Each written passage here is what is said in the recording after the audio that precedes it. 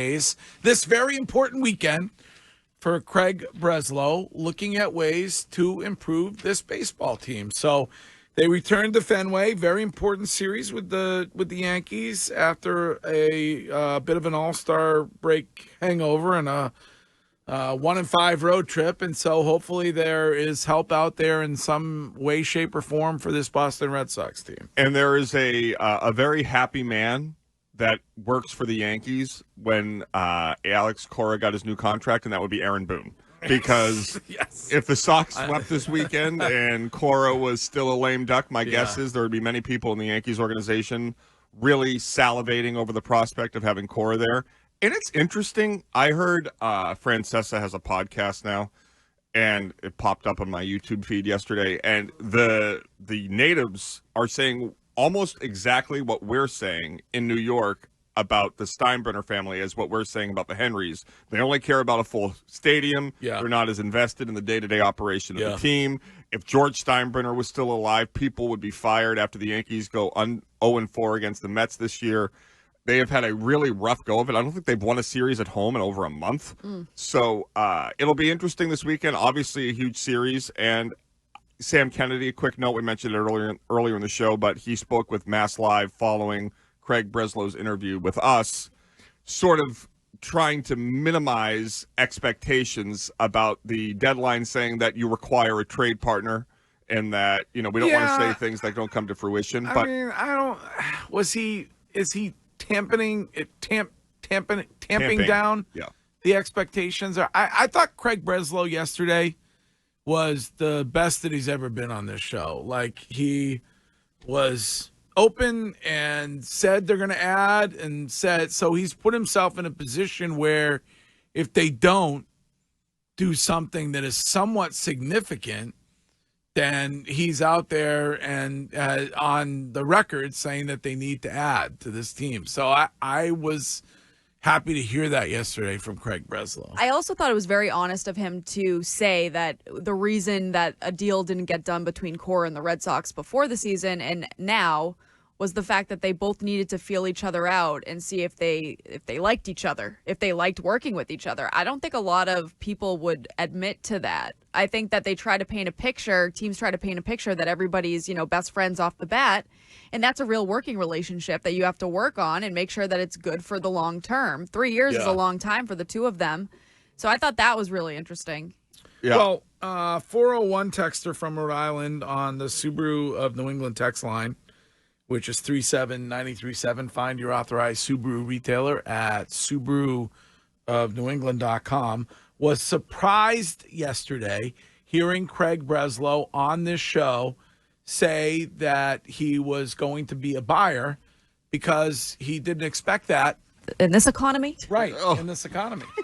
So, but I also think it's interesting, Courtney, a great point, is that, what was it, 3 weeks ago, where Breslow was on, and I was just looking for him to say that Cora was like a good manager, and he wouldn't even, remember? He didn't say it.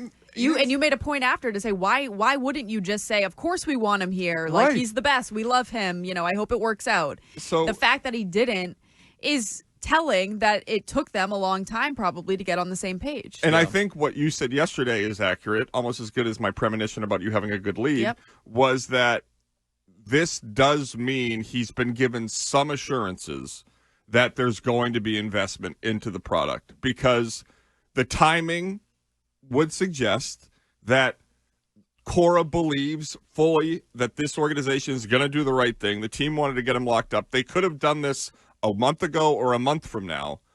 I really believe that he's been told that they're going to be adding to this team at this time, and that's why he signed. Well, if you don't add and you're John Henry, you're just dumb at this point for pure business reasons.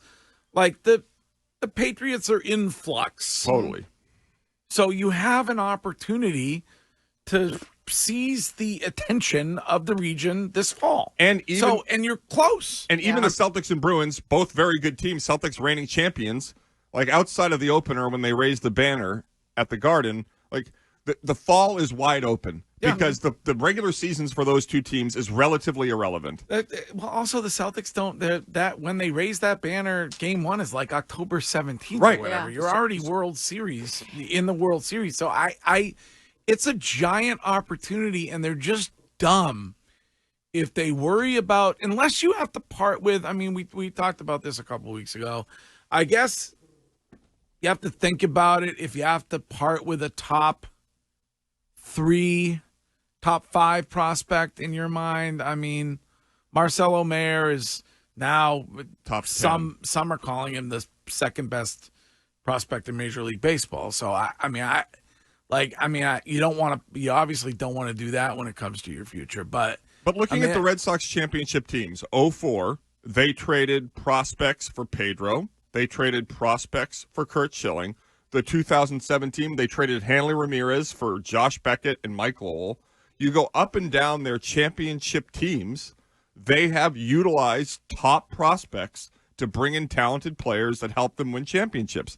And at no point did anybody go, ooh, should we really have gotten rid of Hanley Ramirez? Chris Sale closed out Game 5 of the 2018 World Series. You traded Kopech and Yoan Moncada for Chris Sale. Does anybody go, oh, we should have traded those two guys who I'm sure were top 10 prospects Throwback. at the time? You know what I mean? Like, I just, the Red Sox this weekend, let's say they win 2 or 3. They win Sunday night to win the series. We head in Monday morning and they make a big deal bringing back Evaldi and bringing in, whomever else. Mm-hmm. I don't know why Game Dog 888 in the Twitch chat says this every time we're talking about this. Game Dog says, add what, Greg? Add who? We talked about adding Jameson Tyone from the Cubs. Add a pitcher. Is that good enough for you, Game Dog? I'm not the one. Unfortunately, I'm not the one doing the deal. True. Craig Breslow is. A guy that sits there every day ripping everything about this show without any concrete ideas about how to fix it. Point of me telling Craig Breslow who to add, you donkey. Who do you want, Game Dog? Listen, if Craig Breslow has a great relationship with Jameson Tyone, then hopefully he gets him. Mm-hmm. Did anybody sit here saying they need to bring in Kyle Schwarber? No, we mocked the move. It ended up being a great trade. Just because we didn't say they should have traded for Kyle Schwarber doesn't negate the fact that it ended up being a great trade deadline acquisition. Like, it's not that hard to figure out.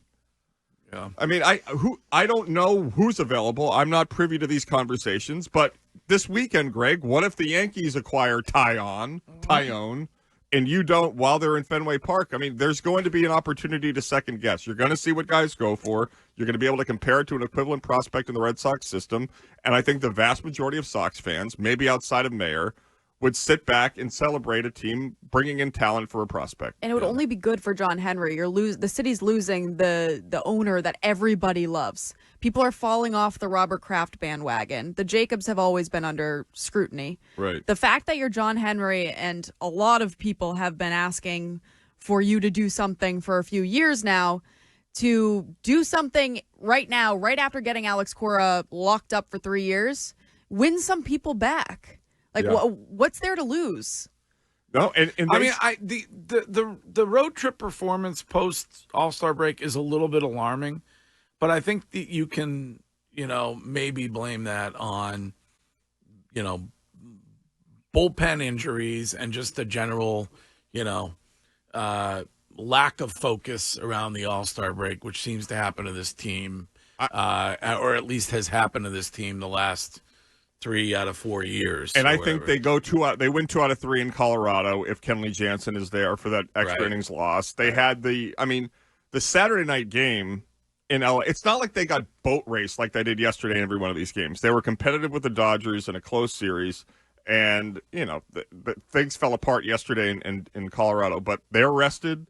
They're home. They should take 2 or 3 this weekend. The Yankees have been struggling, and then that gives you a little bit of momentum going into the deadline. Yeah. Well, 7:10 first pitch tonight, and it is Sox Yankees baseball coverage here on WEEI.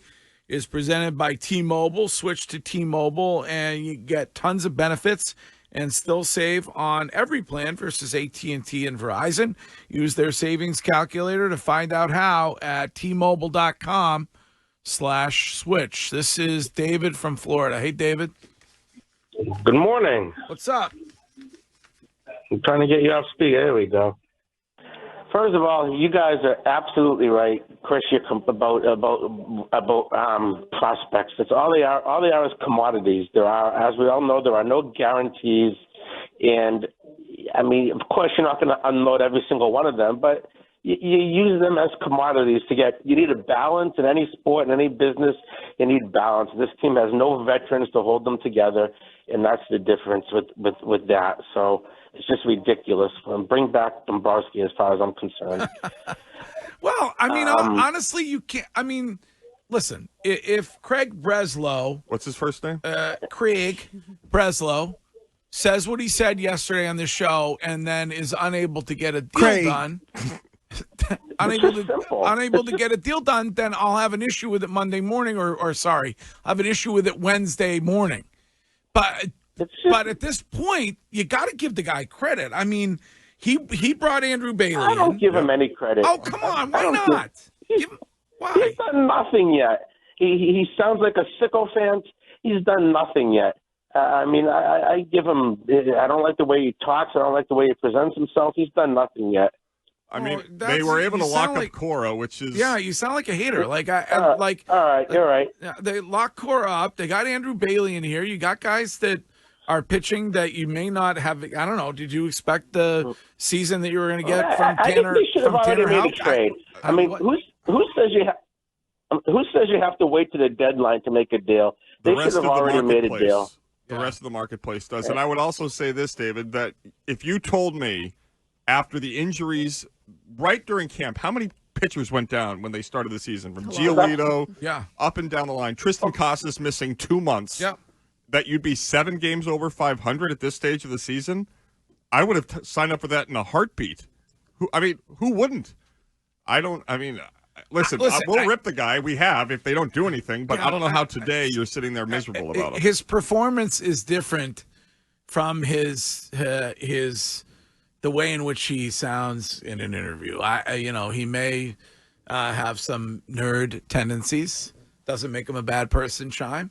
Right. Nope, nerds are great. He has been able to determine. Shime just hates fat people. Now that the analytical information is in, he's been able to determine that the Foo Fighters are one of his 3 favorite bands. It took him a while on that, but he got there. Hey, we'll get a band a month. And I also would like to say he's never had a front-facing job like this. He went from the Cubs being one of the backroom number crunchers to being the face of the Red Sox baseball operation. Kind of a big step. Yeah. So, I mean, if it's taken him a couple months to get used to it, I don't think he intentionally is obtuse with us. I think he's very, as you could hear, I mean, Sam Kennedy listens and he's correcting the record after he comes on. He works for Sam Kennedy because he doesn't want to be saying things that they can't back up. Yeah, he's measured in what he says, which, it's just the way he says it sometimes. Right. I mean, Yale people just happen to sound that way. I mean, God love them. All right. Well, anyway, it is a very important weekend for the Boston Red Sox and for Craig Breslow.